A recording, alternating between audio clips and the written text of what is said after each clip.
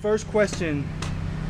What makes the Visalia scene so badass? Oh man, I think the Visalia scene works because there's a ton of people out here that rally around stuff, and a big crew that's always willing to help.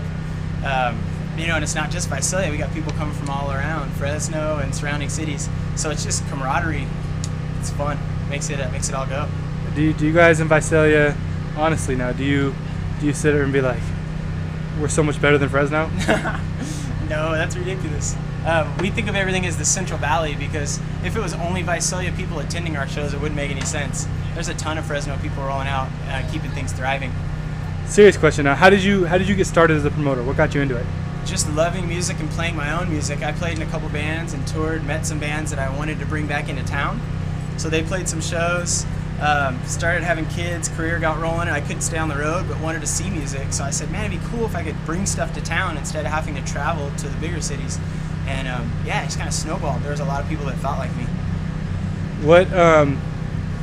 What is your favorite show that you've brought? My favorite show recently that we brought was a band called Monotonics at Cellar Door, a band from Israel. It's just this wild trio, and they ended up on the bar of the Cellar Door, like the table, setting up their drums on the table, and the guy was passing his guitar around. The drummer ended up on the crowd playing drums as he was getting passed around. We did it on Halloween. Everyone's dressed up. It was like complete chaos. Monotonics. Don't listen to them a ton at home, but whoa, what a live show. Everybody has to have one. What is your worst horror story as a music person? Well, it could be as a musician or as anything. Horror story. I think the worst thing ever is when you bring a band to town that has like a huge buzz or something on a midweek show, and they don't always work, man. Sometimes no one shows up, and you try to be like the best host you can, but at the end of the day, you can tell everybody's sort of bumming because there's 20 people in the room or something, and it happens. But yeah, that's always a major bummer. What up? All right, so give me a venue and 3 artists, like your dream show that you could promote. Venue? I don't care really about a venue because venues are just walls to me.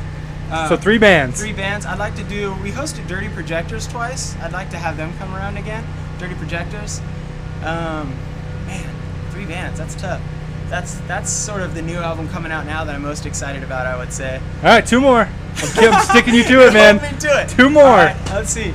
My wife's been bugging me about having Local Natives come because their new album's done recording. We actually heard one of those songs. It's not out yet. That's going to be an amazing album coming out. So we got to do them again. They've been around town here and Fresno before. 3rd artist. We've had our sleeve tugged for a long time about getting Radiohead here, and that's probably not that big a deal. So we'll make that happen. Easy, right? You can make a phone call. Yeah. All right, so I know that in addition to all this, you're also a teacher. Yes, sir. So this is a question I want to ask you. Elementary school teacher, too. Yeah. In what way is being an elementary school teacher most like being a show promoter? You're always having to smooth out all the bumps and roll on the fly. As a promoter and a teacher, there's an element of acting and just sort of smoothing out through the bumps and making everything seem like it's in control, even though if you're completely lost in your mind, and just keeping that sort of smile going and rolling with it and figuring it out later. They're really not that different.